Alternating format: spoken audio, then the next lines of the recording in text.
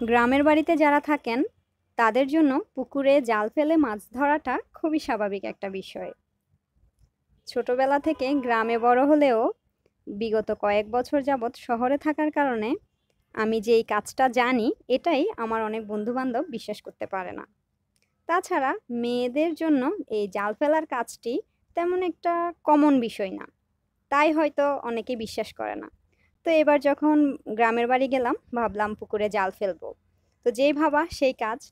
আসলে অনেকদিন যাবৎ চর্চা না করার পরেও জাল ফেলে এত এত ভালোভাবে জাল ফেলতে পারবো এটা আসলে আমারও ধারণার বাইরে ছিল। তো কিন্তু ওই যে আমার ভাগ্য, আমি কিন্তু জাল ফেলি ঠিকই কিন্তু আমার জালে কোনো মাছ ধরা পড়ে না। এই যে জাল টানার সময় কিন্তু আমি সেটা টের পাচ্ছিলাম আর মনে মনে হাসছিলাম যে না আমার জালে কোনো মাছ ধরা পড়বে না। আর তাছাড়া আমি যে জালটি আসলে ব্যবহার করছিলাম সেটা অনেক পুরনো একটা জাল, যার কারণে ছিঁড়াও আছে মাঝে মাঝে কিছু জায়গায়। তো তাও আমি চেষ্টা করলাম পুকুরের ওই পাড়ে গিয়ে এবার ট্রাই করলাম যে দেখি কিছু ধরা পড়ে কিনা।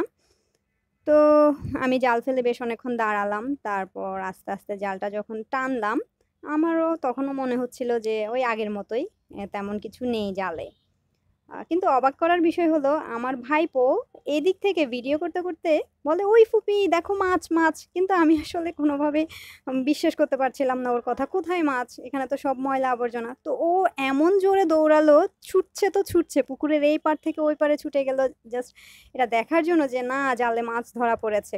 তো ওর কথাই আসলে সত্যি হয়েছে। এই যে দেখেন ছোট্ট একটা কই মাছ। এটা ও কিভাবে পুকুরের ওই পাশ থেকে দেখলো আমি আসলে এটা বুঝতেই পারছিলাম না। তো সে খুব পছন্দ করে মাছ ধরতে। তো খুব সহজে দেখেন কি সুন্দর করে সে কই মাছটাকে বের করে ফেললো। সে ফোনটা তার বোনের হাতে ধরিয়ে দিয়ে এরপর কই মাছটা সুন্দর করে জাল থেকে বের করে ফেললো। আমি পর্যন্ত কই মাছ ধরতে ভয় পাই। কিন্তু ও খুব স্বাভাবিকভাবেই ধরেছে। তো এভাবে আরো অনেকবার চেষ্টার পর আমার জালে অবশেষে একটা পাঙ্গাস মাছ ধরা পড়েছে। আসলে আমাদের পুকুরে প্রচুর পাঙ্গাস মাছ আছে। তো ধরা পড়লে ওই পাঙ্গাস মাছ ছাড়া অন্য মাছ উঠবে এমনটা চিন্তা করা যায় না। কারণ যেহেতু পাঙ্গাস মাছ রাক্ষসে মাছ। তো আর পাঙ্গাস মাছটা জালে এমনভাবে আসলে আটকেছে বলার মতো না। অনেকক্ষণ চেষ্টা করার পর প্রায় ২-৩ মিনিট চেষ্টা করার পর মাছটাকে জাল থেকে ছাড়াতে পারলাম। আসলে বিষয়টা হচ্ছে কি আমি ভাবতেই পারিনি যে আমার জালে আসলে মাছ ধরা পড়বে। আমি একেবারে আশা ছেড়ে দিয়েছিলাম। তাও মারছিলাম জাল। কিন্তু আমার ভাইপো বলছিল, "থাক ফুপি ছেড়ে দাও।